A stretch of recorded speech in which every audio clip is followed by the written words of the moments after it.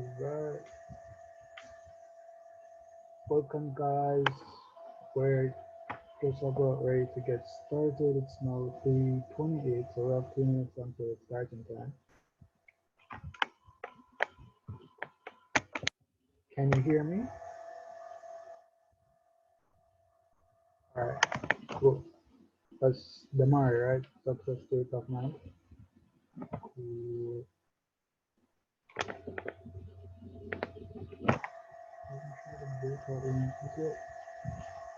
My life doesn't work.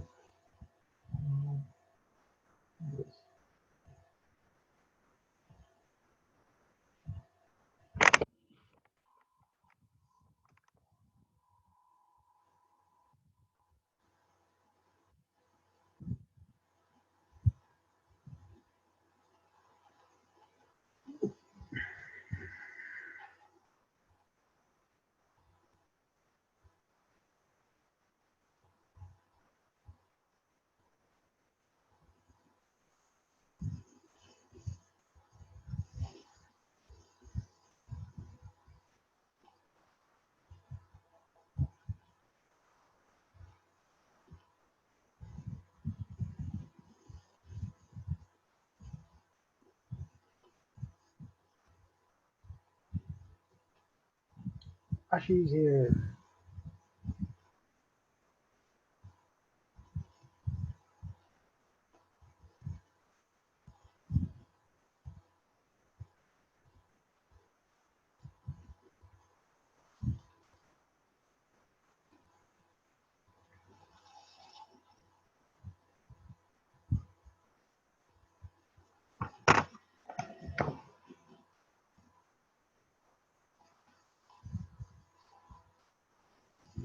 Oh, I'm muted. I didn't realize I was still muted.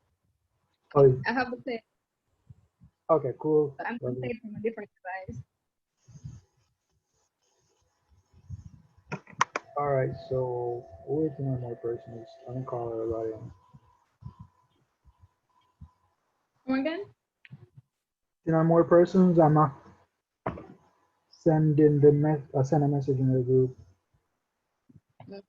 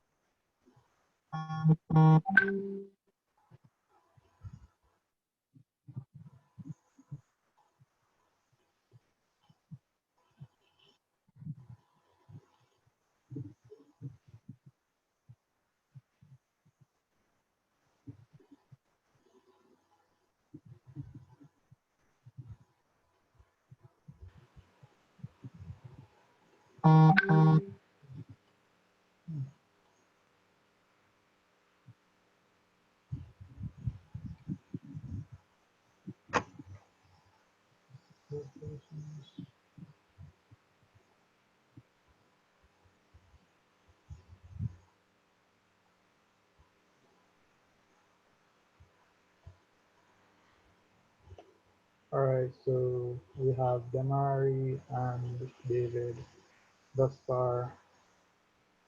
Let's see who else.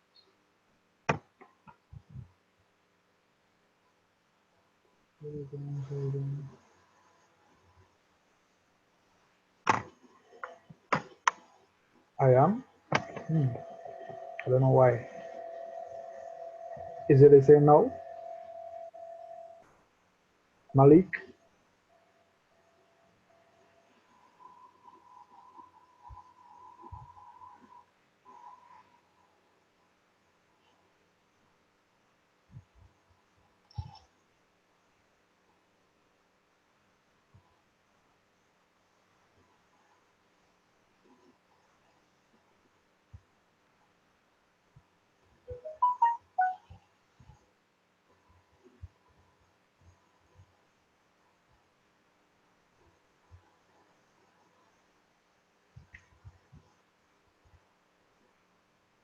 we probably won't have as much turnout as hoped because of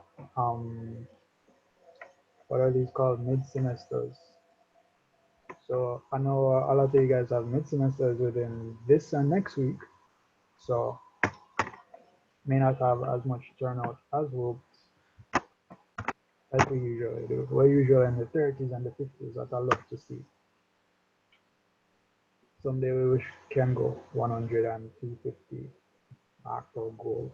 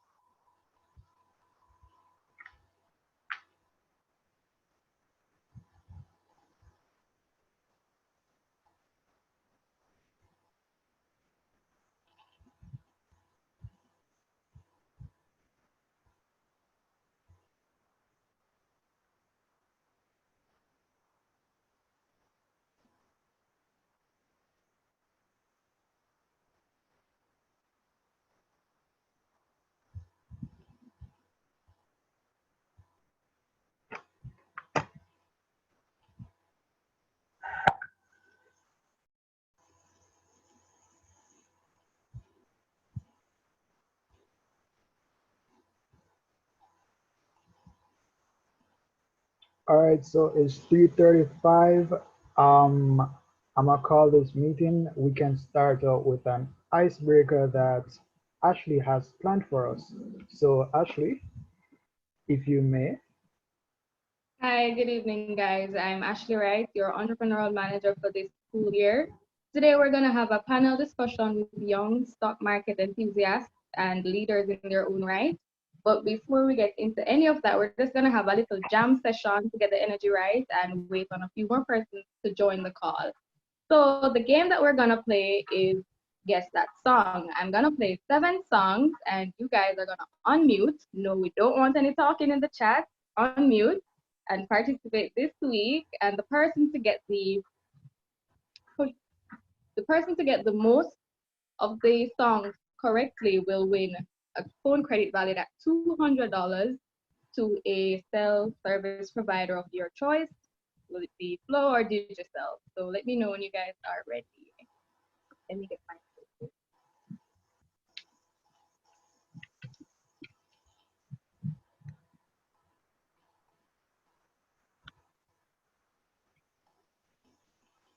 All right, so I'm gonna play the first song.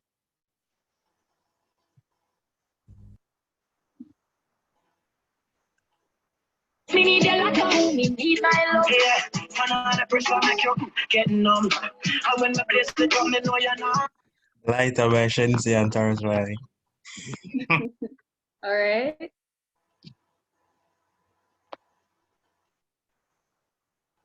So that's Dario.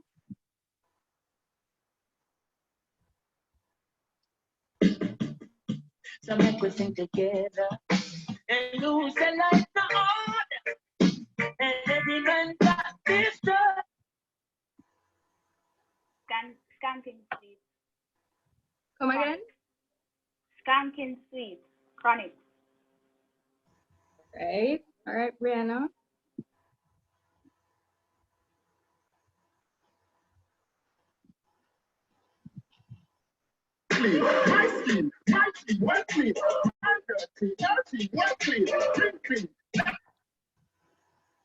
Ding Dong, Flary. You want to try that again?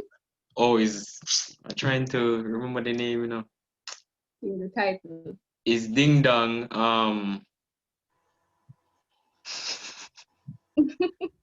yo,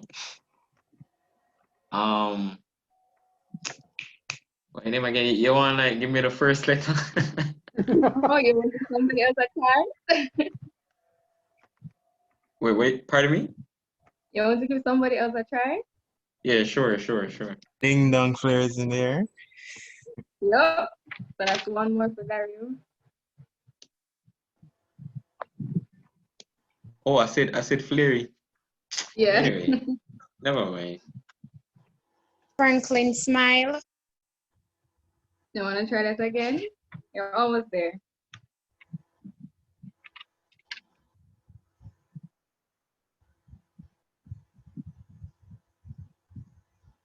The title includes 2 words.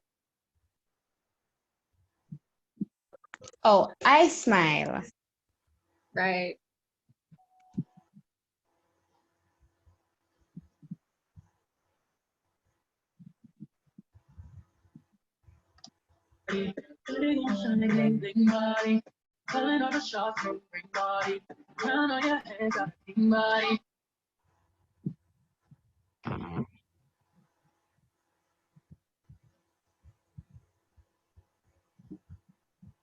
Beyonce bling body.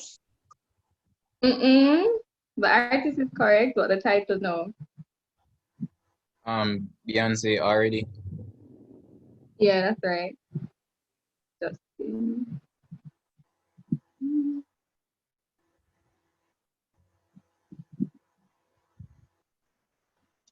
First I is attached, head is matted black, got the boots just black to match. Riding on a horse, you can't look at a horse. Old Town Road. Lil Come Nas again? X. Old Town Road. Lil Nas X. Yes. him. Yeah, that's right. All right, so it's really Brianna and Dario. Guys, come on. We have one more song. Yeah.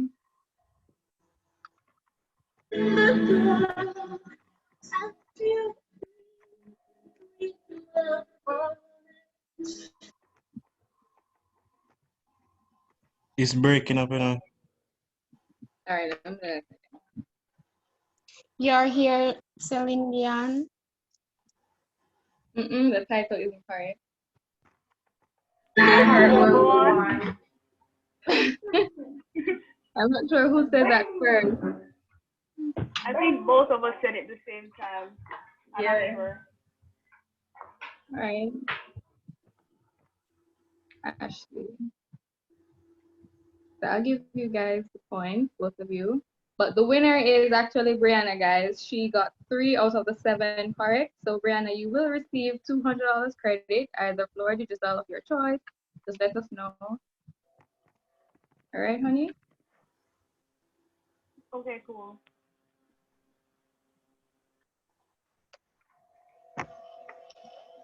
All right. So do we have enough persons? We have 24 persons. Dario. All right, so we have 24 persons.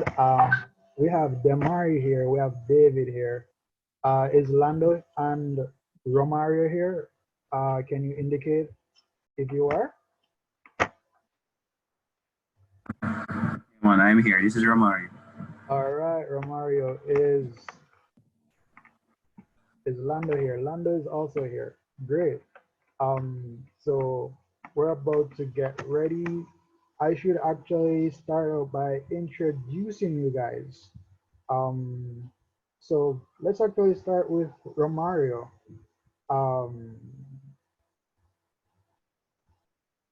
Wait, y'all gave me some long ass bios, but that only means that you have that much experience in your young years.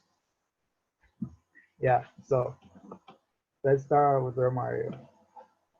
So Romario is a research analyst at NCB Capital Markets, and he's been there from like August 2018.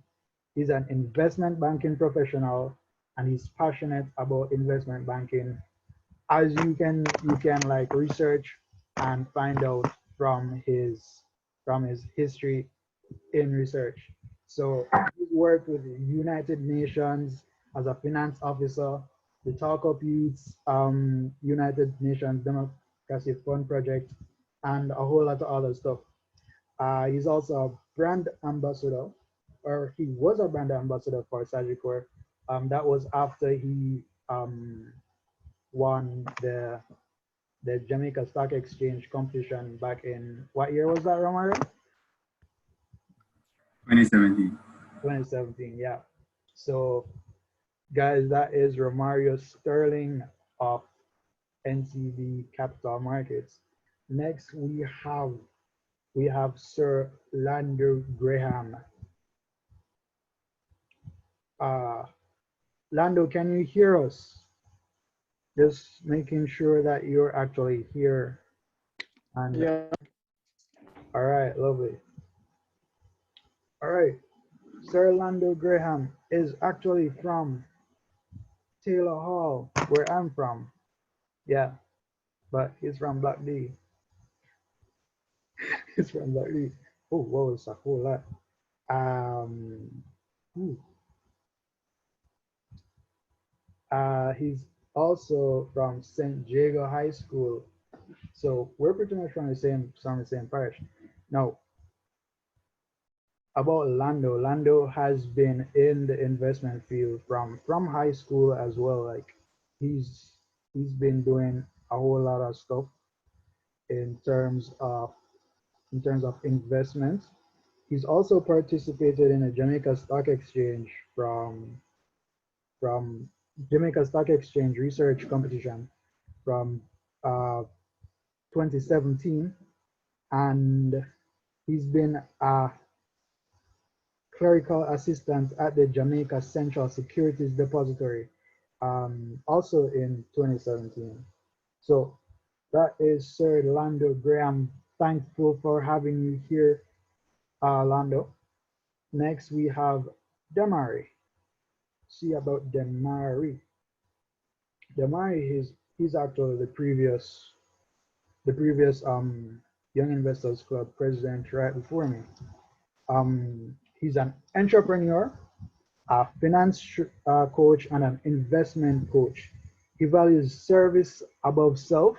Like you don't really hear much about him because he's always like helping out persons more than he's getting credit for, and that is a quality that you don't see in a whole lot of persons. Demar, you're still here, right? Yeah, he's still here. Now he has a 2-year business, a jewelry-based business, and he also has is a investment experience kind of business going on. Well, example. Oh, hey guys. Yeah. So, Hey. Wealth Tribe is actually like a financial literacy community where Yeah. just provide actionable strategies on how to invest. However, the market is actually the US market instead of the Jamaican market. So it's allowing persons who live in Jamaica to earn in USD while being able to, hedge against foreign exchange and even earn on the foreign exchange if it goes our way. Thanks for having me, guys. And lastly, and by no means least, we have David Rose. David Rose is now a final year student in the Faculty of Science and Technology, but I'm guessing that his love is investments because that's where most of his attention has been from 2016. So he actually started investing in 2016, buying and selling, and then that made him become an analyst while still in school. And right now he's a writer for the Jamaica Observer, and he has his own articles on everymickle.com. He plans later to delve into the world of finance, but aims to do his master's in traditional science field after graduation. So it's a best of both worlds for David right now. All right, so welcome guys. Thanks for coming. We're very grateful for having you here. So as I said, this is a panel. This is a panel discussion. So we are all here to really have a discussion about the stock market, the real stock market, and the stock market game. So guys, members, persons who have their microphones off, you can ask any question that you want. They are here for you to answer anything that you want. So I'm going to start off with the questions. And I'll say, like, for any of you, let's start with Lando, because I'm not really sure. How did you actually get started in stocks and so forth? Can you hear me? Yeah, I can hear you. All right, cool, because I was speaker probably. So basically, like from the year 2010, I was interested in the stock market. You know, from I was in grade 10, I think. That's when I found out about the stock market competition. So from that point in time, I actually signed up the year after, but at our school, nobody never played the game, so we had no clue about anything. So that's how we did. I think we were signing, and that was it. So it's like that's where the interest really came from a visit to the stock exchange. But it's not really say like about the market, but I was always interested in investing. So the game kind of was what gave me the foundation of what I am now. Okay. How about you, Romario? How did you get started out on investing? All right, so the first time I became interested in the concept of investing was when I read this book by Robert Kiyosaki called Rich Dad Poor Dad. Lovely book. So that's what introduced me to the concept of investing, and from there I started reading up about the stock market and Investopedia. Created a stock simulator account on Investopedia where I used to trade American stocks. And then when I went to UWI, I entered the competition, the JC competition that was sponsored by Sagicor. It was after winning that competition, then I got my first job experience in finance, because when you win the competition, I get an internship with Sagicor Investments. So after doing the research unit for a month as an intern, that's when I realized that I actually wanted to be in investment banking. I wanted to be an investment banker. Pretty much how I started. And that's when I actually bought. So I had stocks before, but I didn't buy them myself. But that internship, after winning the competition and getting that money and doing the internship, that's when I bought my first stock. I made my very first investment. I bought Express Catering Limited when they did the IPO, and I remember the stock price going up by over 300%. You know, a little bit of money I didn't put in it still, but 300% gain fund, like $10,000 was still good for me as a student at the time. Definitely. Yeah, so that's really my story. All right, David, how did you get started out? Well, so what happened for me was that well, I was interested, but like the rest of us, as Maria pointed out, some of us didn't have the option at investing until we probably turned 18, because either your parents probably got it for you, or you had to just wait. So in 2016, I got my first summer job, and when I got my summer job, I was able to actually get some basic income and that's enough for my accounts. And persons would be like, even then saying, when I actually had to buy stocks, at one point I sold a stock to pay for my laptop. And my mom was like, why are you selling your stocks for? Because that's just the common thought that stocks are just for the long term, that you don't sell at all. But there are times when you can actually buy a stock, sell it at a peak, and then buy back at a cheaper price later on. And there are going to be expenses that you need to take care of. And then even recently this year, I started to invest in the US and Canadian markets. So actually on Sagittarius parent company, SFC now, and a couple companies on the US stock on the NYSE and NASDAQ. So that is where I've got an opportunity to branch off, as you would say. But to restart from, it's to open an account for the first time. Cool. And then you, Demari, how did you get started out? gallery. No. Okay, so thanks again, guys, for having me. How I got started was really from some amount of aspiration to like create wealth for myself, because my background was more in business. Like my first business adventure, or that's what I called it at that time, was when I was in high school. Yeah, it really was some form of adventure because there was a goal. So I would go through this type of track, and the track was just hard. But you know, at the end of the track, there was this reward, and the reward was like, okay, my goal was to purchase my first pair of shoes, right, on my own, because as David said, no one was going to give it to us. Like we had to find some way to purchase the item, and I found a way, which was innately providing value through a product or service.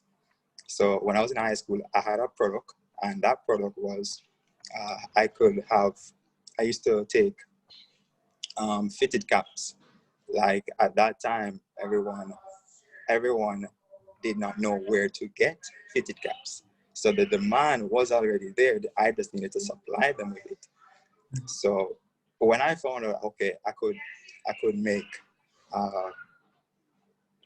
it really was like 150% gain, because I would have gotten the hats for like $1,000 and sold it for like $2,500.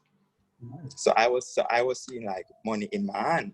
So you know, when you're young and you actually do spend it, because again, you're making it so quickly. So oh, it's a game, let's do it again. So there's always set a goal, and I would just do it again, and do it again. So that's how I got started. I got started through you know, businesses. Yeah, so like business strategy, it feels so it feels so like innate to me, because of how I had to strategize to really like communicate with persons, and even get them to do business with me, you know. So that's how I got started through businesses. And then as I got older, what happened was I started to work, and I started to see more money, because I'm conservative. So I view my life as a business. And you know, your business have an income statement and a balance sheet. So your income statement is how you get revenues in. So I was getting revenues in through earned income. I had to go out, exchange hours, and get compensation.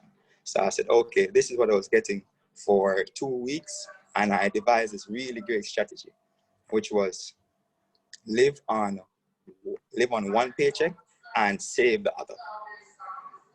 So let's say, for example, you're getting paid bi-weekly, right? If you get paid bi-weekly or monthly, if cut the month in half, you know, even try to, well, I'm all for staying with your parents until you get your first $1 million. Like, it's rough. What? Until you get your first $1 million. Until you get your first million. Yeah, it's rough. It's rough, because if you think about it, and I'm talking about liquid cash, and it's hard for you to get $1 million in liquid Jamaican cash, but it is possible for you to invest till you get to $1 million in assets. All right. So in reality, can I just intervene? Can I just intervene here? Do you know this voice? Yes. Hello, everybody. I'm just jumping in your meeting, and so you're hearing some very wise words from one of our contestants last year in the CFA research competition. But I just wanted to jump in your meeting, guys.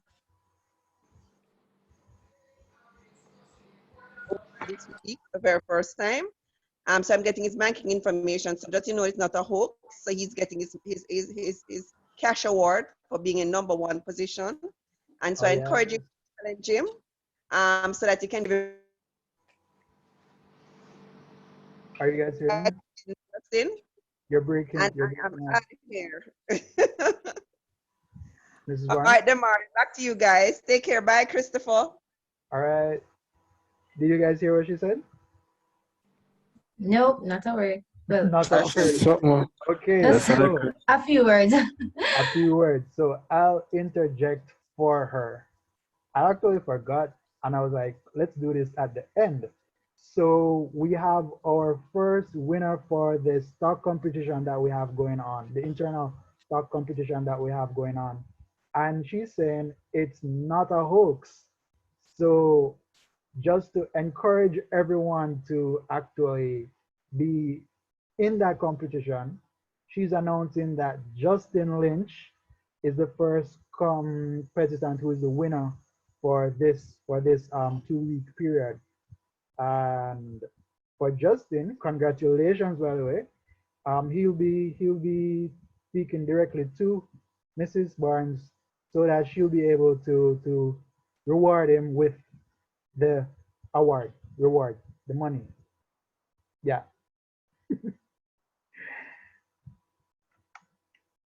All right. So back to, I think it was Demari. What were you saying? I don't remember what that was the last thing you said, but you covered quite a bit. And We're talking about the $1 million. Yeah. Yeah. So yeah, what I was saying was, it's very smart for us to look at the realities that we face, and because of the realities that we do face, we make a decision which is going to be hard, but it pays off in the end. Which I do believe, if you can come to some form of relationship with your parents and look at your life and look at that timeline, use that timeline to be that accumulation timeline. And what you try your utmost best to do is to purchase quality assets.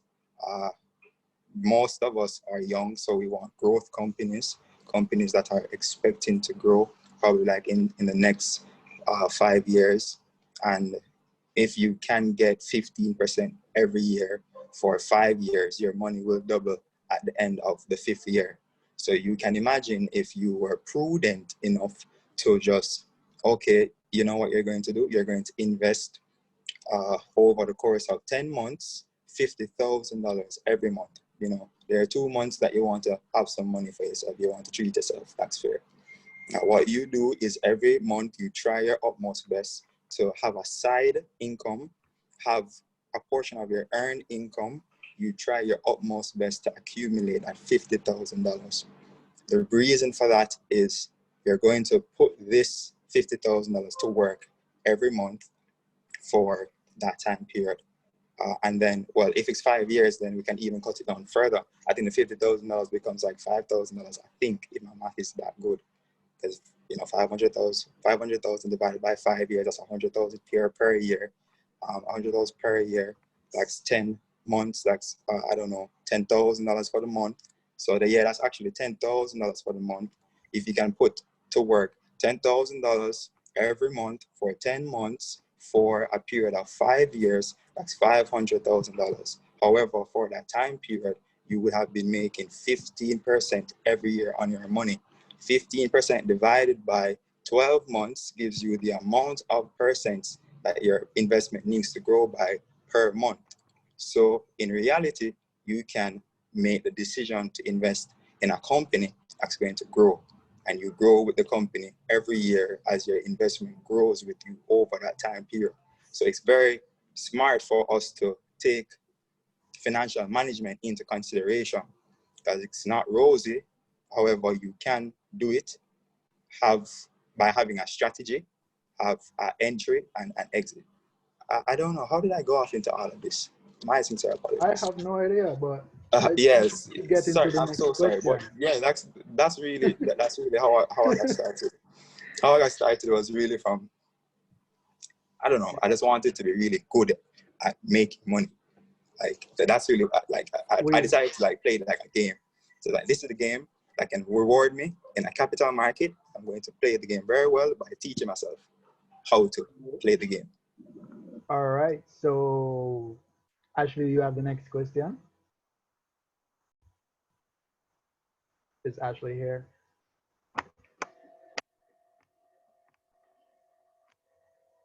Ashley isn't here? Okay. So let's get back to Romario. So Romario, we're getting into the meat of it. Like Demari spoke a lot, but let's say how would you, or how do you select criteria for adding stocks to your watch list? like how Demari spoke about how growth stocks, how you choose a growth stock to grow with. How do you like select a stock to add to your watch list to then analyze?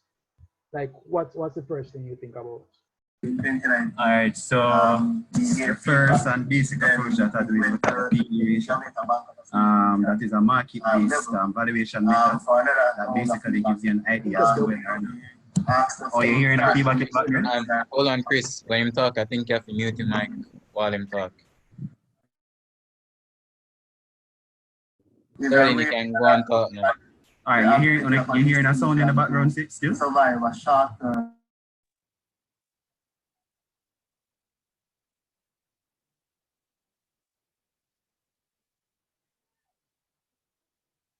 I hear you now. Unmute yourself. Yeah, I have another meeting, so it's like I have two Zoom thing up, so I'm trying to balance both of them. Wow. I'm have to just come up and then just go back like after I finish that. So all right, I was saying that the first thing I do is basically how I usually do it. So for instance, in my unit, whenever I'm thinking about making a potential stock recommendation, the first thing I do is look at the PE ratio. So if a company is trading at a PE ratio that goes to industry average, then it gets my attention. And then the next thing I look at is the return on equity. So if the return on equity is also higher than its industry average, that also gets another tick. So return on equity, PE ratio, and then I also look at year-to-date performance. So if the company's bottom line has grown at a decent pace year over year, that also gets my attention. But the thing is though, all of those things are historical, and you know, historical performance is not a guarantee of future results. So in order to make a definite decision as to whether or not I'm going to invest in this company, I do a valuation that looks into the ability of the company to actually generate cash flows into the future. So I incorporate all the industry dynamics that would either contribute to the company growing or that I think will affect the company's growth rate. And based on all of those factors that I incorporate in my valuation, then I get a forward price. And based on the forward price relative to the market price, then I decide if I should buy it. So if the forward price is higher than the market. Could I pause you there? For the beginners, I don't think they know what a forward price is. So could you explain that for us? All right, so the forward price is basically the price that you get after the evaluation. So as I was saying before, right, when you're buying into a company, when you're buying a stock, the primary purpose is to buy something that is undervalued. You want to buy into a company that that you think the stock, like currently the market price is below where it's supposed to be, right? Okay. So in order to determine that now, you do a valuation. The valuation you have different types of valuation methods. You have the discounted cash flows, which include like the dividend discount model, the free cash flow to firm, the free cash flow to equity. You have the residual income valuation method. And depending on the company and its business model, you select the appropriate valuation method, right? And based on that valuation, the output that you get from the valuation, if the valuation price is higher than the market price, then the stock is a buy. So that's how we generally approve. That's how industry professionals approach it. So we don't make a recommendation unless the valuation comes out at a higher price than the market price. I said before that the valuation incorporates all the industry dynamics. So whether or not we think the industry is positioned for growth, any little development that's taking place in the industry that we think might, constrain growth or probably help growth. So for instance, if we're looking at a company in the microfinancial sector, right? The fact that the microfinancial sector might come under regulatory scrutiny or come under regulation, be regulated in the future based on legislation that is before the Senate, that's going to which is going to constrain, like they're going to have to reduce the interest rate that they charge to clients. We'll take that into consideration, which would likely give us a lower valuation and say like an Access Financial or ISP Finance, because there's a possibility that the way how they make money is going to be severely affected. So you incorporate all of those things into your valuation, and then you get a forward price, and based on the forward price relative to the market price, then you make a decision. So the higher the forward price is relative to the market price, the stronger the buy recommendation. Do you use technical analysis when investing in JC? Personally, yes, but when you're making a recommendation to client, fundamental. So like, because you need to, technical analysis, it doesn't rely on fundamentals. But when you, because we're regulated by the Financial Services Commission, you have to have just like a very strong in order to justify why you make a recommendation to client in case anything goes wrong. You get me? I saw another question that says, where do you get the industry averages? So basically, we calculate them ourselves. So most financial institutions will have something that you call a multiple sheet, where we regularly update things like the P ratio, the PB ratio, return on equity, etc. So we have all of that in an Excel sheet, and we structure it based on main market, junior market, and industry, and automatically. So we just basically track that. So that's at cap markets, that's what we use to initiate a look on a stock, a potential to be a buy. Nice. Lando, would you have anything to add to that? Like, what do you personally look for? I will speak on the topic last, because what I have is very, very simple. Go again? I will speak on the topic last because I know everybody else goes deep, but I don't do all that. Okay. All right. So David, what's your entry to your watch list like? All right. So for one, the fundamentals play a basic understanding, and apart from just the ratios, you have to understand how the company's actual operations, because that plays into how the overall return for the company between dividends and potential capital appreciation or implied upside can play into your return. And on top of the whole discussion of fundamentals, you have to look at consideration of the potential free float, meaning that shares are not controlled by the top 10 or like pension funds or unit trusts. And then you have to also consider how some companies themselves use stock, meaning the main principles of the company. So those items basically play a critical part in terms of choosing whether to invest in a company or not. Because although a company might be performing badly, the market might reward it instead for some other underlying principle that you would ask why they're rewarding it for, but free money on the table has never been anybody's problem. You just collect it or you don't collect it. And when you mentioned respect to technical analysis, I use it more for entries. So instead of me saying that I'm going to buy a stock at probably $25, I probably wait like 3-4 days until I get the entry at 22, 21, you understand? So back in June, I had basically just an entry point for proven at 21 cents. And to my surprise, somebody needed some cash. And as a result, they sold on the queue to like 18 US cents. So if I had a lower entry point, I'd have gotten it cheaper, but it still works to my favor because the market price at that time was around 23 cents. And then when I got to sell it, I set it like around 28 cents US. So kind of call about 25% gain on my money like that, basically just from planning out my entry point and planning out my exit. So there are different ways, you can add things to your portfolio and choose when you actually add to your portfolio.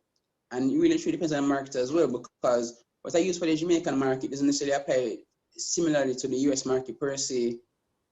I'm saying that the fundamentals and technicalities are totally different, but the efficiency of the market is a different story. So in Jamaica, although news has been public for several months or whatever, it might take a company to publish the results for the market to truly react to the stock and actually start to move the price. So that's one advantage of the US and Canadian markets, where it's really efficient. With the Jamaican markets, it can take you probably a couple of months to get your potential desired return. But as I said, green is green. Okay. I have a question as it relates to the game side of it though. Would there be any much disparity between how you choose for the game versus real life? Oh, for the game, of course. So with the game, JSC is one, you're really and truly paying off a closing price. And the thing about it is, the game was on a closing price, which is easy to predicate based on simple knowledge. But in real life, it might not be as easy for you to actually realize certain, as what I would say, opportunities. So what I mean by that is, so although the stock's price might have fallen down to 21 cents for that day, you probably couldn't have necessarily caught it during the day based on when it should actually occurred. And that's the thing about it. So although someone might be able to get 21 cents, 25 cents in less than 2 days, for someone in the regular market, some person actually probably bought the stock at 25 cents, might not spread about much. So there's a liquidity as there is a constraint, meaning that until there's some catalyst or external factor that might drive the price further in terms of interest by investors, there's certain constraints that you face in terms of actually realizing some of your gains. So although the closing price for a stock might end up at X plus one, you might want to in real life exit at X. So with the game, the closing price is much easier to play with versus just real life. Okay. So for you, Demari, I know that you're mainly focused on the U.S. markets. So let's talk about your watch list. What you use for your watch list for the U.S. market as well as the the Jamaican market. I'll go the other way because the Okay. Jamaican market. Yeah, I'll go the other way because the Jamaican market is much more simpler. You look at what's happening on the ground in Jamaica. That's the best way to capitalize on the future growth prospects of any possible company on the Jamaica Stock Exchange. So I'll give you one example. All right, so we all know that economics plays a lot in the capital markets. And because of the economic decisions that policymakers have to make, there's going to be a cause and effect. And whatever happens in the broader climate affects the smaller climate. Broader climate is the economic climate, you know. So me and you face inflation, me and you face interest rates pressures, me and you face other economic policies that affect us as consumers and businesses as corporations.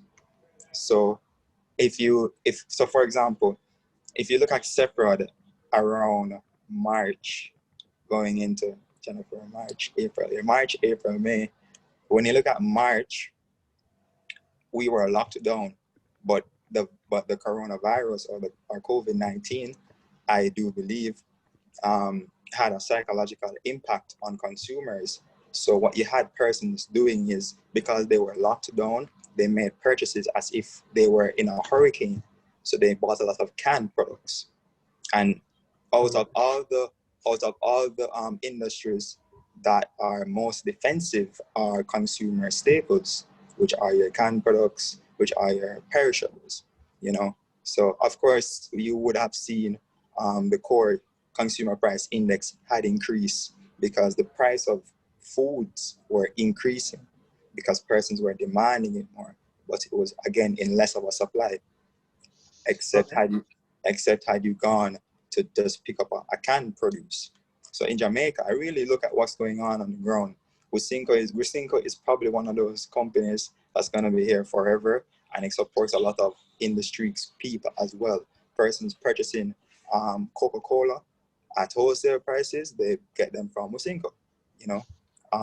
And if you want to talk about the water industry, you're talking about Grace Kennedy, who owns a piece of Peak Bottling, who sells water. So I look at the fundamentals of what's going on the ground of the people, and then come up and look at what's happening in the businesses. But I always start with the economy first, because I think the economy guides the whole market. So when we talk about the economy, we're talking about just trying to keep up to date with what, you know, the finance minister is saying about monetary policy. or have some look at what BOJ is saying about money supply. Even look at what's going on with the bank rates. So at least you have an idea of what's going to happen with interest rates. So if interest rates are low, the capital market makes money because businesses can borrow at a cheaper price and come around and make investments in capital expenditure that boosts their top line, which is revenue. And if they're cost efficient, it will trickle down into net income. So you, on the end, as a shareholder, you benefit from the dividend when the return on equity is higher than the return on assets because they're using debt to finance growth and they are cost efficient. So the return on equity, which is shareholders, you get it back in dividends. So in Jamaica is really fundamentals and the economics first, the fundamentals after.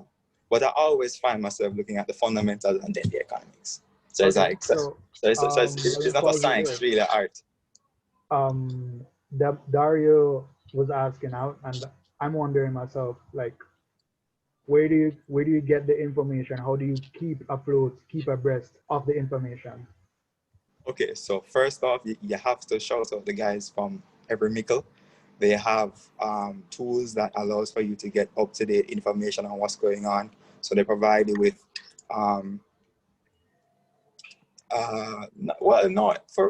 to be real, you must go check out everymickle.com because they have, thank you all so much. You guys can sign up to their Telegram and you can get information just sent to you. I know the JSA app is really good, as what Malik is saying. I saw the update as well. Yes, for sure. But before all of this technological advancement, I used to read the papers. I used to read the Wednesday paper and the Friday paper, the Wednesday Observer and the Friday Gleaner. I started doing this from 2014. I started reading from 2014. I made my first investment in 2016, and I never looked back after that. But that's my application for the Jamaican Stock Exchange because we're talking about Jamaican businesses. If we're talking about the United States, what I'm looking at is pure technicals. I'm not looking at anything else but technicals for my entries. If I'm talking about, if I'm making value decisions where I'm trying to invest for the long term, I'm going to look at revenue, I'm going to look at earnings growth, I'm going to also look at the year-to-date performance, and I'm also going to try to tie that up with what's going on outside of the business. So it's still the same approach. I look at what's going on in the economy. So what I use is investing.com. Their app is really good. You can use the economic calendar and you can schedule when you can just turn on the notifications and you get them the information to you. So we look at what's going on in the economy and then we come down and look at what's happening in the business sector. So I have a sectors ETF watch list that gives me the movement of all the companies in that particular sector. So for example, if I want to know what's happening in aerospace and defense, I can look at the XAR, and that's the ETF that looks at aerospace and defense. If I want to look at solar, I can look at TAN cover. So I look at the industries ETFs and look at what stage they are in, and based on the stage that they are in, I look to see what's happening in the businesses in that sector. So if I'm making value plays in America, go ahead. Oh, okay. Okay. Somebody's mic is on. Okay, so right, so in America, if you're talking about value purchasing, like purchasing for the long term, then you really want to take a look at the companies that you know that you have some form of understanding of, right? And those companies, because you understand their businesses, you can take a look at what's happening with their historical earnings growth. You want to look at their historical revenue growth. You also want to look at, what analysts are saying for the next earnings per share quarterly release. And he also wants to take a look at what they're saying about if they're going to come up with new products, like what we saw Apple did, or if they're going to change up management, or just some new changes, because America just likes to hear something that seems because you're playing a game against other persons, and they're trying to outsmart you at the same game you're playing. So you kind of have to make sure that your information all checks out before you invest in the business. So you look at the sector, then you look at the economy. Okay. But yeah, that's really it. Okay. Now, Lando, your turn. Your watch list, like what gets on it? Yeah, so actually, let me know so that I can share my screen, because how I do things is very completely different. Are you guys hearing him? Yeah, we're hearing him. All right.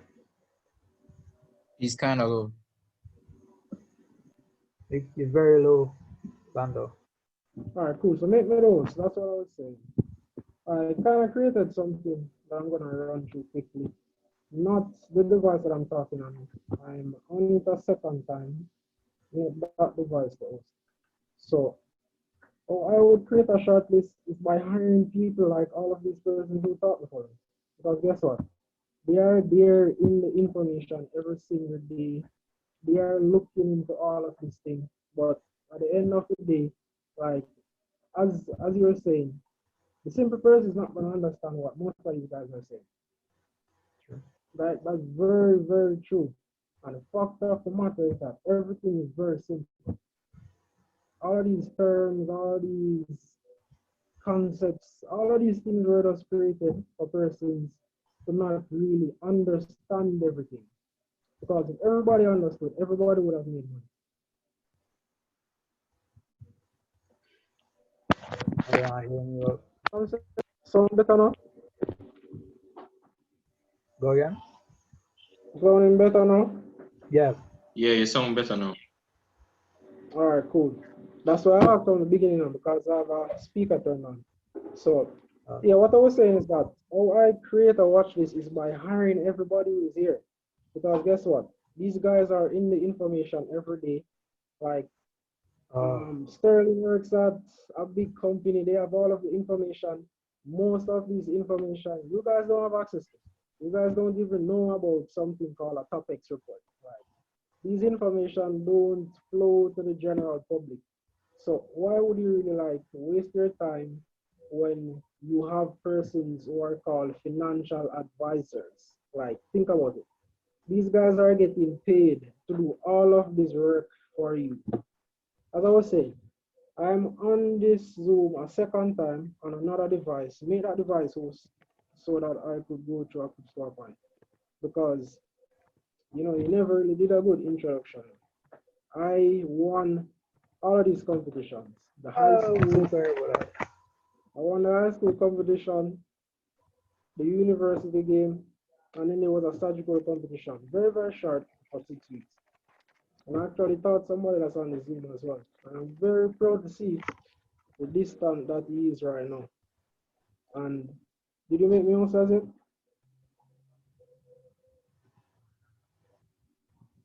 Did you make the device the host as it? I'm not seeing it. The what list? I'm saying I'm on the Zoom, make this device for us. I'm going to message you directly. Oh, you want to share screen? Yeah. Okay. So it really and truly makes no sense to like focus on all this information. There's 33 of us on the Zoom. None of us have $1 million US. It's like the thing about it is that you will not really go far unless you have the desire and the passion behind it. And at the end of the day, desire and passion will take you far, but it really now comes down to, are you funded? Warren Buffett made a lot of money. Why? Investing for people. He did not make a lot of money because he had a lot of money. He made a lot of money because he knew what he was doing and he got other person's money and he invested it. But in today's society, that is very hard to do. Because persons, number one, they don't understand everything that is out there. They do not want to understand. They do not spend the time to understand. So really and truly, you yourself have to do what Demari says. Like focus on getting that $1 million, then you go into all this crazy stuff.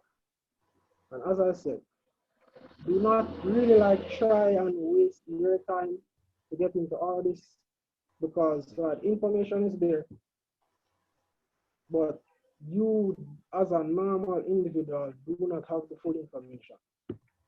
And really and truly, it all comes down to two things. Like only two things matter. What are they? If anybody can answer a question, I'll be happy. What are the two things that matter, guys? There's only two things that matter. And supply. Demand and supply. Because guess what? Somebody has to buy, somebody has to sell. Like, that's it. In the game, you focus on the bid and the ask. Like, this is a very long definition. This is recorded. This is going to be on YouTube. So you guys can even go on Investopedia and find it. As Sterling said, that's a very credible place to get definitions, all these terms and understanding. So it's basically an offer made by an investor trader, and it stipulates the price that somebody wants to buy at. So as David was saying, the market has a close price. So if you look on the thing called a quote sheet and the bid is above the close price, what does that mean? It's going to go up. Persons are demanding it at a higher price than it is at right now. It's very simple. This kind of ends the saying, like, unlike the retail buyers, market makers must also display an ask price. So these are for the persons who are trading forex like myself. You know, I'm actually a part of a company that teaches persons how to trade and how to do a lot of deeper stuff that I try to understand. But the thing is, if you don't have somebody who is a millionaire who's telling you this information, you're gonna get very, very confused. When it comes down to the ask, it's very simple. You know, the ask is just the price that somebody wants to sell at. As I said, demand and supply are the two main things. Demand, what is somebody willing and able to buy this thing for? And the ask, what is somebody willing and able to sell it at? That's the real thing. When it comes down to what I call a formula for gains, it's very simple. Because at the end of the day, how I do investing, as I said, is very, very different from everyone else. I'm not focusing on now trying to turn like a very small amount of money into a lot.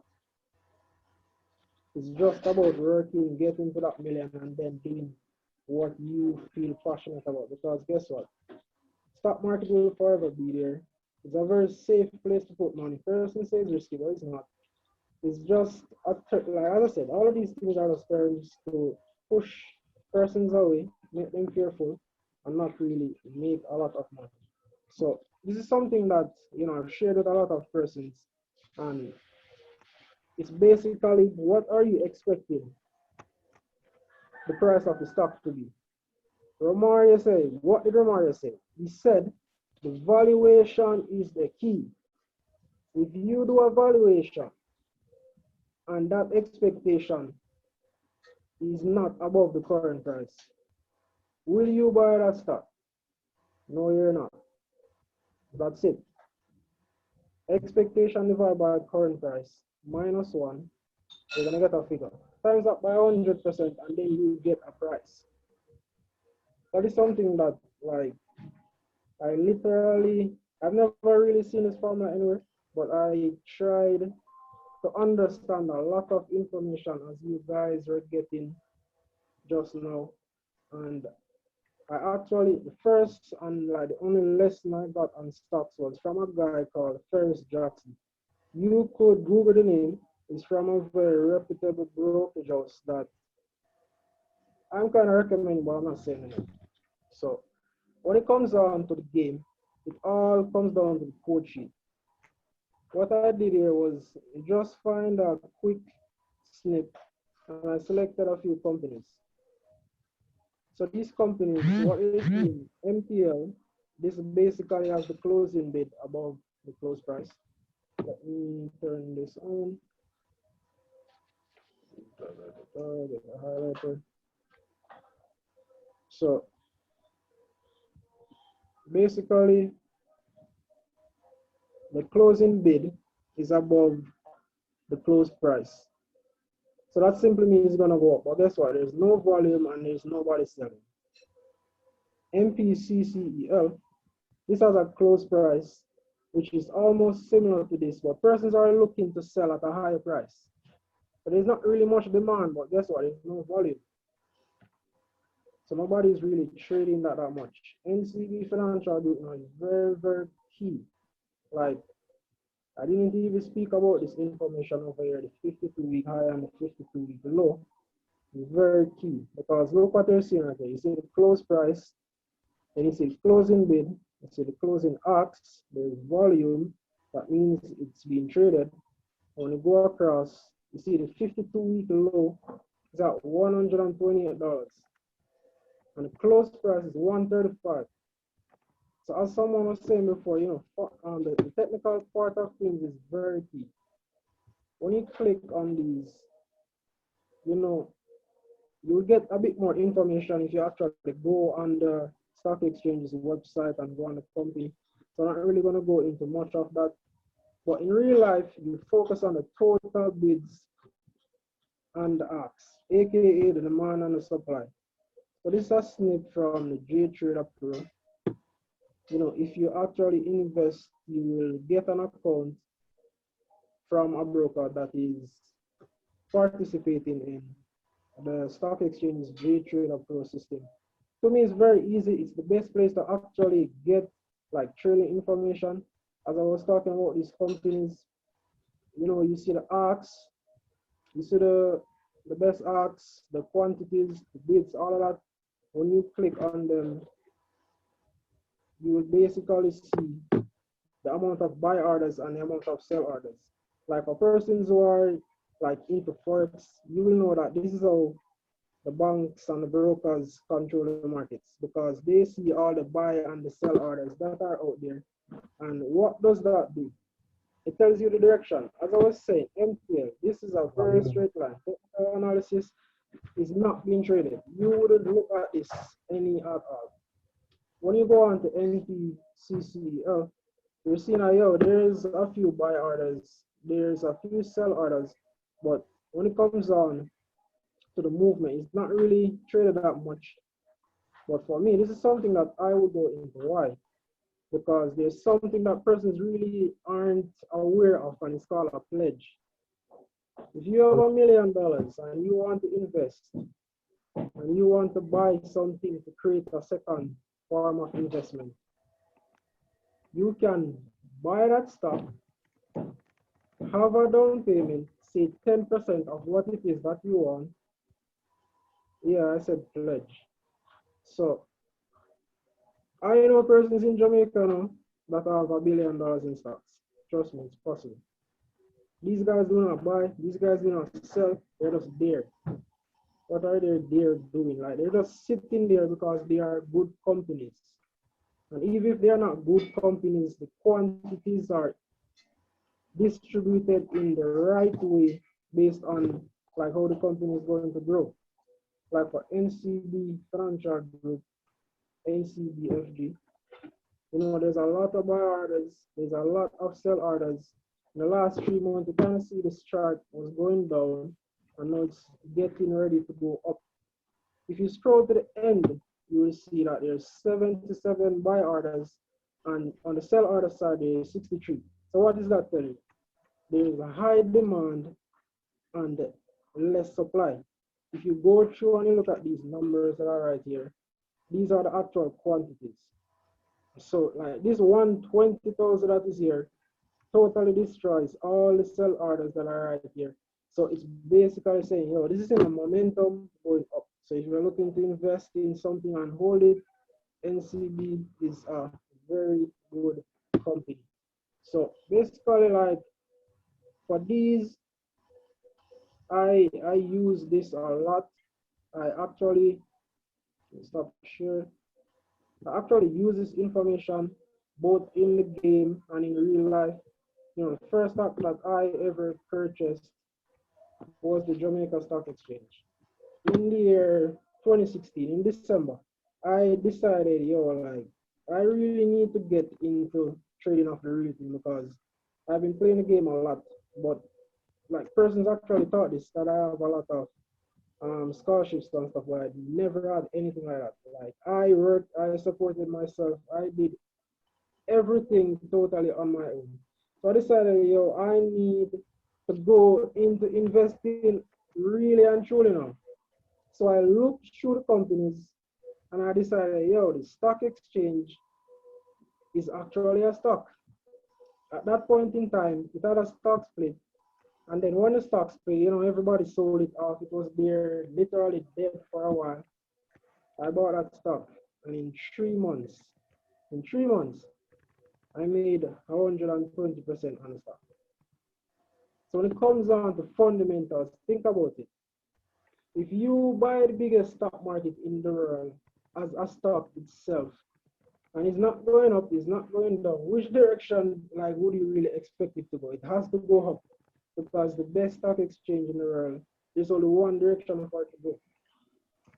When it comes down to New York Stock Exchange, like that's crazy. Because in Jamaica, as Demari said, you know, focus on the ground. Like if you want to buy a stock and make money in Jamaica, turn on your TV and look which stock is being advertised. We're in a consumer country. Persons will see us, oh, it's being advertised, I'm gonna buy it. That's it. They have no clue where they're buying. And funniest thing, you know, when YIC actually had a fire at one of their businesses, you know, persons are looking to buy into a company like that after the company had something that is going to set back the valuation. So in Jamaica, the market is like very inefficient. So like you trying to get all of those down is very, very crazy. But it come on to the New York Stock Exchange, companies that trade anywhere around the world, there's a thing called earnings season. If you trade on an earnings season, it's very, very easy. Going back to demand and supply, the first stock that I bought overseas was Delta Airlines. You said like I participated in the Jamaica Stock Exchange research competition. It was actually the CFA competition. So I was a part of the first team that actually won. And you know, we created a lot of things through that, but not really gonna go too far there. But when we were going to the second round in Seattle, Delta Airlines had us in the airport for like almost 36 hours. So that basically means no planes were going up into the air for 36 hours. Like how much flights do you think would have took off within a 36-hour period? And we were in Atlanta, which is the hub for Delta. So think about that. So when I came back to Jamaica, I think it was about a month later, it was earnings season. I got a notification that, yo, Delta is going to release their earnings. I think it's like 15 minutes before I actually got the notification and I sold the stock. I made 130% doing leverage trading. That was in like 30 minutes. It all comes down to the demand and the supply of everything. When it comes down to like really creating wealth, go to Sterling because he's at the big gun. You know, these guys, as I said, there's a lot of information, not insider trading. There's some information that persons don't know about, but it's very, very vital. And it all comes down to the valuation. But I don't waste my time like trying to figure out what to watch because you're actually persons getting paid to watch this thing. Okay, lovely. Let's get on to the next. We have like about 15 minutes. About 15 minutes. David, I'm going to ask like, what's what has been your greatest loss when it comes on to investing, and like how did you overcome it?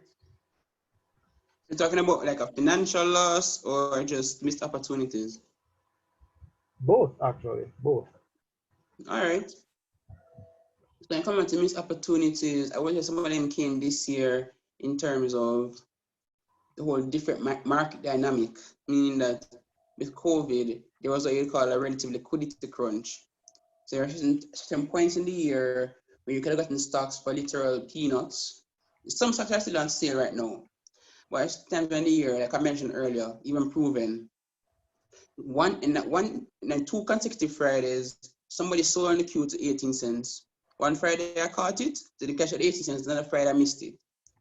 And then when the corona was coming down, I took too long to actually shop JMB and Sagicor at the time, because I didn't get the rest of my portfolio, but I was relatively watching those two particular stocks.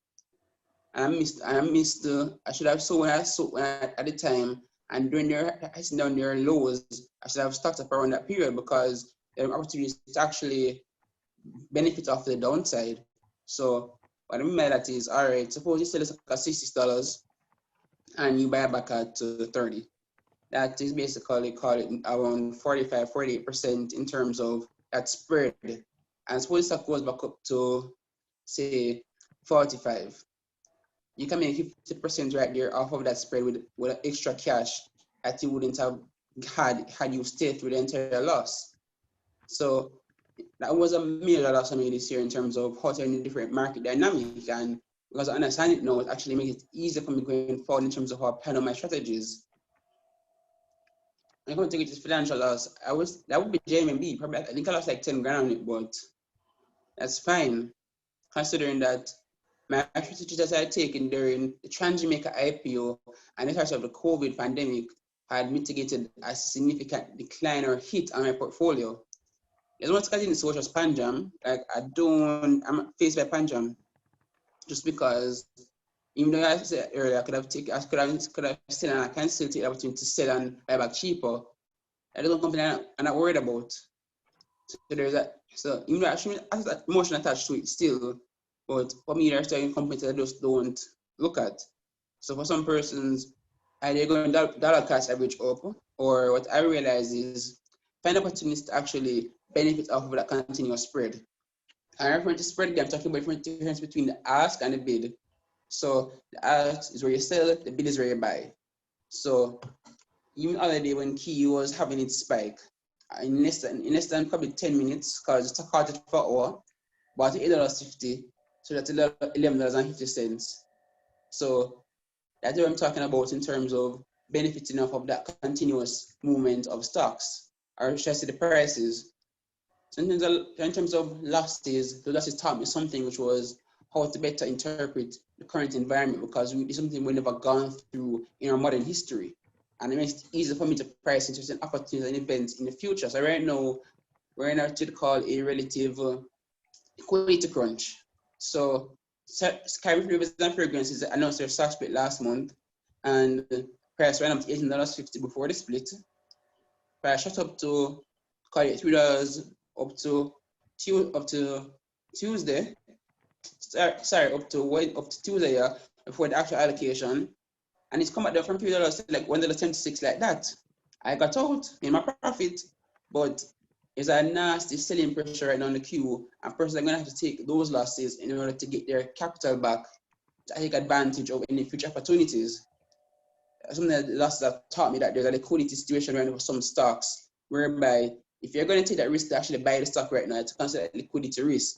As I'm saying right now, if I go on even further tomorrow, to try and best they can to continue to try and get out of that position to avoid any further losses.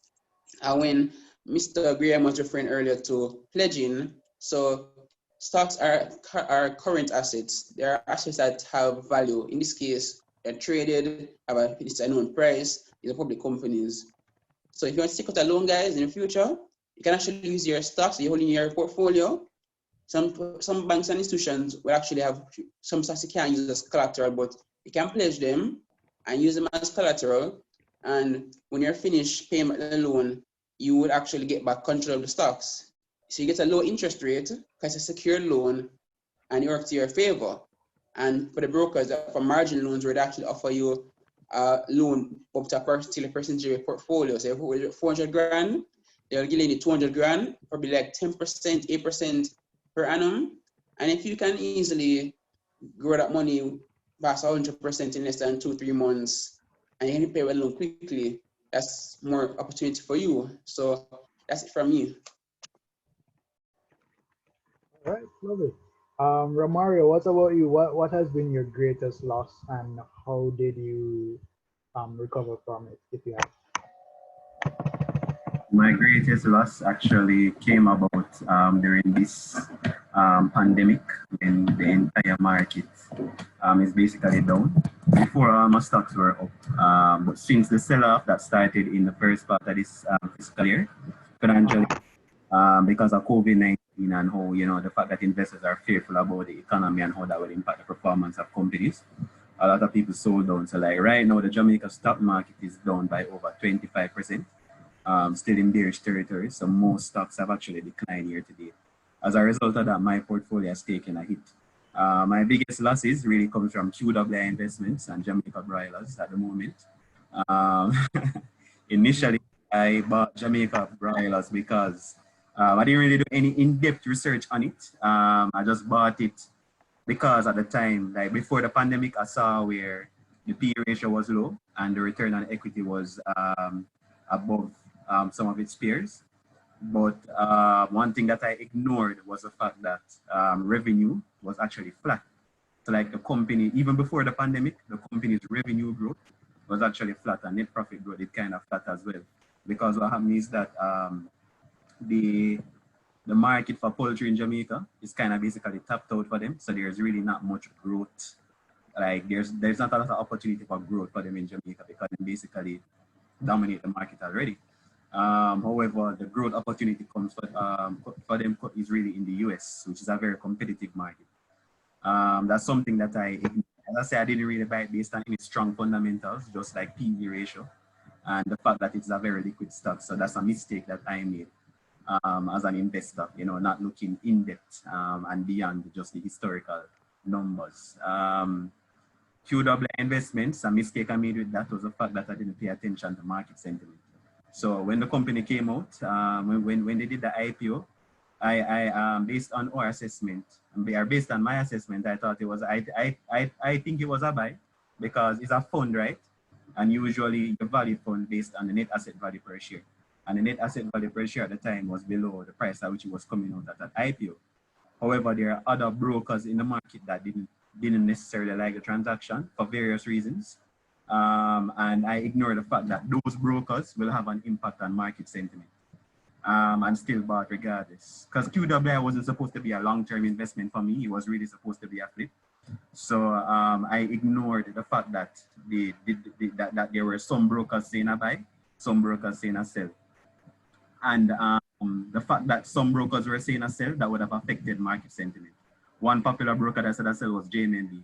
And a lot of you might not know this, but JMB actually dominate the retail space. When it comes to like retail investors, they tend to have the bulk of that. So, you know, them word carry weight. so that's something that I ignored. But separate, like overall though, my portfolio has taken a hit primarily because of COVID-19. But those two stocks that I mentioned, QWI and Jamaica Broilers, I would have been making a loss on those even before COVID. And then the fact that, and then like the thing is now is like they were already generating a loss, and this current environment is actually making it worse for those two companies because remember one, QWI is basically a portfolio of stocks, right? And if the entire market is down, then the value of QWI can be down too, which makes it even worse for them. You know, market sentiment towards QWI is going to be even much worse now compared to when they did the IPO, because their performance is inextricably linked to the performance of the stock market. And then Jamaica Broilers now is a company that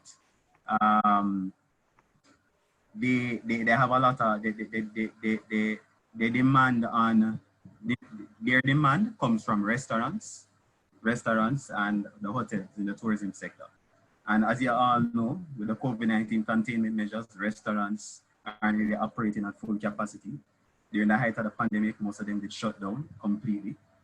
The hotels, they're not, ordering as much food as they used to. And even though there's some amount of reopening, they're still not operating at full capacity. So companies like Jamaica Broilers that supplies a lot of chicken to these entities, their revenues will remain under pressure as long as these containment measures continue to be in place. So, another reason why that stock price might still be pressured over the short to medium term, But yeah, those are the two things that stood out to me. Like those are the two losses that stood out to me really. Okay, thanks. Lando, what about you? What has been your greatest loss, and how did you get over it? Well, for me, you guys are right. Mm-hmm. Let me take over this. You guys should be way clearer now. So as I was saying, for me, I don't really believe on the stock market like that because, as I said, my philosophy is very, very different. So I'm not really looking to stay into stocks that long. Even though right now I have 2 stocks on the junior market, so it's not a lot. Another key is that when you purchase the stocks, you get the ability to find out the information on the company. You get reports. You are able to vote at the annual meetings. Those are things that people don't really think about those kind of things. So for me, I have kept 2. I haven't really looked on the price. As I said, I'm not really focusing on building a portfolio. The really meat of the matter is when you have a lot of money to really throw into it. That's for me, because I'm focusing on trading forex. Okay. It doesn't really for a normal individual, it doesn't really make sense to go too deep into it and keep the portfolio for too long. So I haven't really done that. As David said, buy low, look for a peak, sell, get out.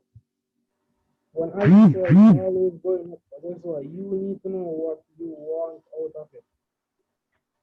Whether you want to be an investor or you want to be a trader, there's a difference.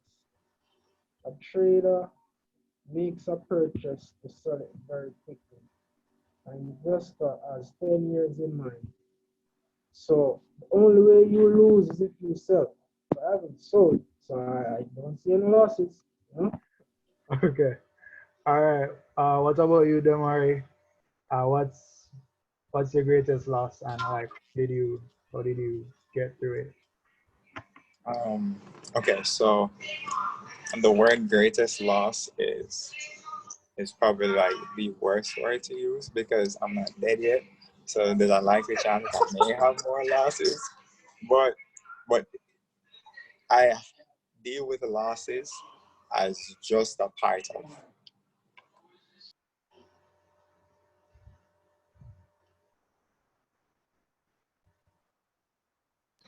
So I just think about losses as a part of the game. So I have one, this is my greatest loss, and it's not holding on to most of the money that I grossed throughout all my business ventures. And so from 2017 to probably 2016, and not putting that money to work in the market between that time. So for me, when I thought about it, I realized that I actually started late because I started investing I started buying my first stock at 17. You get me? And when I was in high school, I entered high school at 11. So there's this huge gap that it's not that I wasn't making any form of income from my ventures, but I think that's one of my greatest losses that I didn't start earlier, Okay.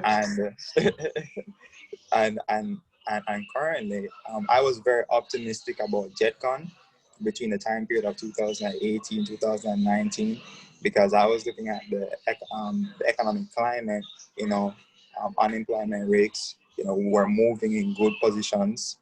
Persons weren't, disenfranchised from having the things that they wanted to during that time. Persons were more profitable. Businesses was booming. I bought my first stock when I was around 17. I really started out that way. I got serious by having a plan and just putting the money to work through the mutual funds at first. And then as I began to get better at what I wanted to do, because I wanted to pick my own companies, I wanted to put my own portfolio together. So I was just teaching myself. But my biggest loss was really, and currently still, is JetCon. I was too bullish on JetCon because I was saying, like, okay, interest rates are going to be low. The economic climate was rosy. Persons were employed. They would have probably thought about getting an auto loan, and they would have thought about, probably looking at the second-hand dealers. JetCon would have been one. And I thought they would have, I thought it was going to go good, but I did not set a stop loss. I didn't set a stop position on the investment, meaning I didn't set I didn't set a price that I said, if it falls below here, it will close and I will get maybe 2% less or 5% less. Because if I'm more optimistic, I'll probably say, you know what, I'll let the loss be 5% of my investment, and I want the gain to be 25% or 30%. But that's over a time period. So the best ways to make long-term investments is by having the entry and putting your exits at a comfortable position where it can rise and fall. But I was really bullish on JetCon, so I didn't have a stop there. It just went the other way. So and I think I bought it from 2008. So yeah, it did go up. It's just, so it's still sitting low. So whoever's out there, guys, who want to help me out, go ahead and purchase a few shares of JetCon.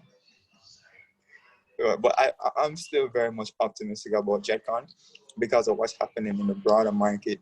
The United States is going to switch to electric vehicles very soon, and there's a likely chance that all of these cars are going to be dumped on the emerging markets, the developing nations. And that's most times what happens. So if I have EVs, okay, so I just dump those old gasoline vehicles on you guys. So you guys are gonna be driving more Fords or things like that. Who knows? But I'm still holding it out. I'm still. Okay. So those are the biggest losses. How did I overcome it? How did I overcome it was really from my mind. I just said, I literally use the excuse, I'm young. Okay. Excuse, I'm young. And I have a journal, I have a book that I've been writing down everything that I wrote. I write down everything that, so I have a book for writing down everything that I spend. That's my daily budget. You calculate everything up, you get a month for the year, you have that. So at least you have the expenses. I have a little trading journal, write down the wins and the losses, write down how that happened, write down why that happened, try my utmost best to read it every day. Sometimes I'm investing at all. Sometimes I'm just focusing on my business. So the overcoming of the fear was really to know that I'm getting better, and I tried my utmost best not to lose a lot of money. So because I'm getting better, write down what happened and learn from what you did and just don't do it again. All right. So this is the last question because it's now 5:02, and what I want to know about you guys, what I want to know from you guys, wait, Dario is asking real quick, what are some of the ways you can learn about what? Learn about what, Dario? I think it's actually learn about the markets. Oh, stock trading. So at the end of the day, there's no secret to it. There's no set road. It's all about diving into the information. That's how you're gonna really and truly learn about it. I was actually thinking about like creating something very, very simple, but I will think about that more. But if you look at Sterling, what did he say? He said, yo, he wanted to do this thing from a very young age. He was on Investopedia a lot. He did a lot of research. He learned. He's where he is right now. David Rose played the competitions. It's all about being obsessed. If you're not obsessed, you're not gonna learn. Dario, That's enter our competition. Enter our competition. You guys can find that link in our IG bio. So when you enter that competition, you'll be forwarded to virtual stock exchange, and that platform, along with hosting the competition, it has stuff you can learn too, and then you can actually look for the businesses, then check them out. Demari is even sending you that is Wealth Tribe. There is opportunity everywhere to learn. So yeah, back to our final question. Let's start with you, Lando. What is your next step forward as an investor or trader? Your next step forward. Well, for me, my next step forward is really to help a lot of persons to get started on the path, because it's not that hard, but it's all about sticking to the basics. And the number one thing that you guys must keep in mind is that you need to have somewhere that the money is coming from. True. Right, that's the main thing to have in mind, because you can get all of the information and then you have no use for it. Have a job or start a business, Yeah, but that's it. don't stay there. Yeah, Move don't on. stay there. So that's right. All right. What about you, David? What's your next step forward as an investor? Well, right now, I told you earlier, I was investing in the US market back in August, Canadian markets in September. So right now it's looking about setting up my, as you would say, overseas exposure, because right now the Jamaican market has opportunities, but the opportunities are much more constrained now. So before COVID, even with trying to make a pulling a lot of liquidity out of the market, the whole COVID situation has basically exacerbated the current environment. So there are gains here, but right now there can be opportunities, as I say, like in the Canadian US markets, to get stocks paying 10% dividend yields, 30% dividend yields, and my money without doing much work, while getting those FX gains, and on top of that, and even making capital gains. Why not? Because that's the beauty of those markets. They're much more efficient. So even in the Canadian market right now, what I do is that, so Lando mentioned Forex earlier. So people don't seem to realize that if you come onto Forex, it's just about buying and selling currency consistently. You can benefit off of the spread or the change in prices of those currencies. So what I will do for when I'm in the Canadian market is that I'll actually transfer money, US dollars, up to that account, convert it to Canadian dollars at a rate of $1 US to 133 Canadian. So I get 33 cents more on every dollar I send up there to basically buy the Canadian stocks. So, and that's just one case. And then when you come into those markets, you can actually reinvest the dividends to compound further. So imagine you investing in dividends in a quote unquote when the stock is down, selling at a peak again, buying back cheap, and just continue the cycle. So for me right now, it's about accumulating further. And as Lando said, we get a cash flow consistent. So, you know, I'm opportunity observer. I have a job kind of with a listed company right now for some of my earlier work this year. I'm taking stock. I have opportunities abound. And the thing is, a lot of them I didn't necessarily ask for them. They just came for me because of the work I've done. So when Lando was saying you have to be obsessed, it doesn't mean obsessed all the time, like, you know, checking the charts every day or whatever, but doing something out that is meaningful and adds value to other person's lives. So catching errors, figuring out where you can actually improve things, do things that person recognize you for and call you up without having to actually call you up for something wrong or anything in that nature. So as I said, Jamaican market opportunities still, but the rate of return in the markets in Jamaica are going to be much lower compared to the US markets right now. I said much more liquidity up there is much more efficient. I said you can easily get 20% gains there in a day on some normal everyday companies. So that's just it for me right now. Okay. Demari, what's about you? What's your next step forward as an investor or trader? Hey, so man, my next step. My next step is to grow my business and continue to coach the members of my financial literacy community. So we're really trying to build up that momentum, and it's so crazy because to me, I did not know Justin won the competition. Justin's actually a part of the community. Wow. So like, I'm just hearing it now. How much money did Justin get? Like $25,000? No. How much did he get? It's Oh. $5,000 for the 2 weeks period. So if he wins again for the next 2 weeks, he gets another 5. That's why guys, you should join the competition, even if you're a beginner. What? If you're a beginner. Yeah, I'm so proud of him. It's 2 weeks. Every 2 weeks, you have a chance of winning. What? Yeah. So. Hi. Yeah, You can go ahead, Demari. Sorry about that. Yeah, so my goal is really to continue to share what I have learned over the time period that I've been in the market. I have an Instagram page as well where I just provide persons with content on how to look at their portfolios, because you don't have to per se be the smartest person, but you do have to tell your money what you want your money to do for you. So if you're looking to produce income, then you want to invest in those dividend-paying companies that hold value, right? So, you won't be looking at like a $20 stock or a $50 stock. You'll be looking at a $100 stock. In the case of Jamaica, Panjam is really a great company if you're talking about investing for the long term. Marita is a really great company.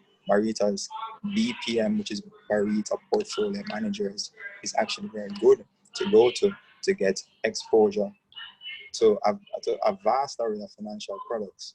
We have the 50-50 portfolio. They also have the Harvest portfolio, which is you investing for the long term. Like something like a Roth IRA. A Roth, what it does, it automatically takes money from your earned paycheck and it routes it to your investment portfolio. I do recommend persons just getting acquainted to the financial products. Insurance is really a great product as well that allows for you to just save and have it invested without having to pick. So just by having some understanding of how assets work, that's really my goal to put forth to my community, which is the Black community. There aren't many Black millionaires, there aren't many Black billionaires, there's only lighter skinned people. So it's really for me to continue to build that momentum and take people with me, and just try to be as wholesome as possible, like my integrity, anything I say, I do, and what I did, I live, things like that, so people don't have to worry about what is it that I'm saying, because I'm taking a fiduciary stance, which is to make the best possible investment decision for you and me. Okay, lovely. And Romario, what is your next step forward as a research analyst, as an investor? All right, so my next step as a investment banking professional is really I want to get into the structuring and origination aspect of the business. Right now I'm a research analyst where I basically recommend stocks and bonds to clients and also the economic research on behalf of NCB and the different subsidiaries, NCB Capital Markets and the different subsidiaries. But I want to go over to the investment banking unit, which is more involved in the origination and structuring of deals, so helping companies to raise financing through IPOs and debt raises, as well as governments. So I want to help companies and governments to raise capital. So that's the next step for me in terms of my career. Separate and apart from that, as it relates to my next step as an investor, I want to be more active with my own portfolio. working in the field, I realized that you can get sidetracked where you're helping people to make money and you kind of Not yourself. and a lot of opportunities passed where I actually tell people to buy stocks and the prices went up significantly and I didn't buy them myself. So, I just want I'm going to start listening. You know, I just need take that. I'm not going to just sit on the sideline anymore. Take an active take advantage of opportunities that I see for myself as well. Because sometimes I can get really bogged down with a lot of work, and it's you kind of just ignore yourself, you know. So that's my next step, to be more I could have made a lot more gains last year, especially when I just started working, but because I was trying to come up the curve, because I got the job straight out of university and there was a lot to learn, I just couldn't balance that and actively trading for myself. But I'm at a level now where I've been able to manage the workload much better. And I have a much better understanding about how to go about making an investment decision. So going forward, I just want to be more active. I also want to enter into the US market. So I trade on the US market, but with a dummy account. So we do make recommendations on American companies at NC. We do make recommendations for the stock market. We make recommendations on bonds issued by companies in the US, right? So I have done analysis on a few bonds issued by companies in the US. So just out of curiosity, some of these companies, they also have stocks. So out of curiosity, I bought the stocks of all the bonds that I've analyzed and recommended as a buy to see how they would perform on the stock market, because I made the recommendation based on fundamentals, right? And so far, every single company that I have bought on the dummy account, because of the analysis that I did for the bond, the prices actually went up. So I did an analysis on this insurance company and the stock price went up by over 30%. I did an analysis on First Data Corporation and the stock price went up significantly, and then the company was subsequently acquired and the stock price went up even more. And I recently did analysis on New Fortress Energy and I bought the stock and the stock price went up by over 30%. So it's that is showing me that, if I was proactive and actually bought these companies from my portfolio, after doing the analysis, I would be able to make some gains on the US market. So sometimes, to be honest, fear is one of the reasons that might be holding me back too. As much as I'm in the field, I still don't want to lose money. I'm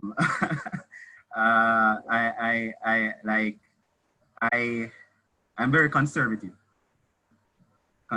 with my investments. But Demari make a good point.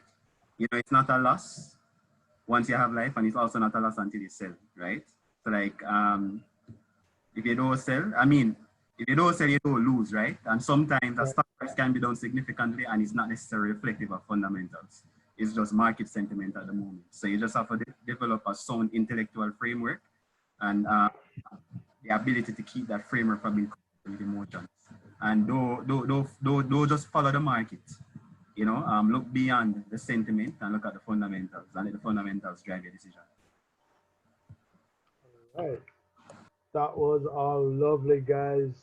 Thank you very much for coming. I'll just add one more thing, Chris. Yeah. One final thing to you guys. So, unlike in Jamaica, where you have to have a minimum amount of capital to open your accounts, there's no minimum amount with some of the brokers and the US markets and Kenyan markets. The brokers I mentioned in the chat a while ago, Interactive and TD Ameritrade, there's no minimum amount. TD Ameritrade has no commissions actually. Interactive has a 0.5% commission. And then don't just look locally either. You usually then to make a stock exchange, and there's information on that market which might come to the Jamaican market late. So that information arbitrage you can take advantage of. And then even when it comes on to Sterling mentioned in the dummy account, paper trading is a great way to get experience without necessarily losing your own money or see how the market actually works. For me, I had to try by fire.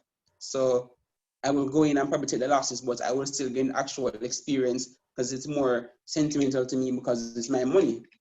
And I said, if you don't necessarily want to trade in the meantime, I said, open the account, get it open from whenever. So if opportunity comes up for you, you can try to buy. and it's in the Jamaican market. Some brokers here don't have any true minimum amounts to open your account. So I'm saying, don't hesitate, guys. I can upload all documents online for the TD American Interactive Brokers. Yeah, I say that tends to leave your house or anything, just upload everything straight. All right, so that was a lovely extra piece. So again, guys, I want to thank each and every one of you for coming out. This session was was very much enlightening. I'm sure the 15 persons extra that's on here got a whole lot of value from it. And thank you for taking your time out. Thank you for taking your time out. Adrian says one of the best meetings that we've had. It's a very good meeting from Isako. Leandre says always learning. If it's possible for you guys to have us contact you further, would you be willing to give us like any contact information? You can DM me and I can send it to them if you're okay with that. So if they want to ask any question, so forth. Hey, could I get a question in or afternoon? Oh, sure, Malik.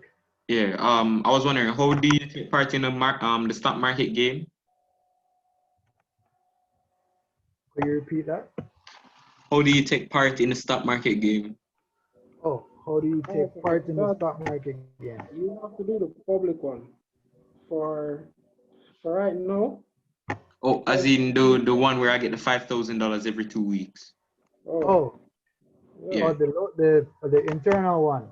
So Yeah. on our Instagram, you go into the bio and then you actually see the link to actually start there. Oh, okay. Yeah. All right, thanks, man. But guess what? Play the public game. Like the Oh, I already have. The stock exchange is a public market game. Like everybody should be playing that because you're not paying money. Like everyone should be doing it. You're not paying any money to start, and like there's no requirements. You just sign up and you just play it. Like everybody should be doing it. Yeah, man. I was in the high school competition when I was in sixth form. Nice. So I already played that. Actually, invest on the market. But I was just wondering about the game because I'm still new to this. So I started last year. Okay. So I guess that is really it, guys. Thank you for coming out. So I'm gonna end the meeting right here. Have a great day.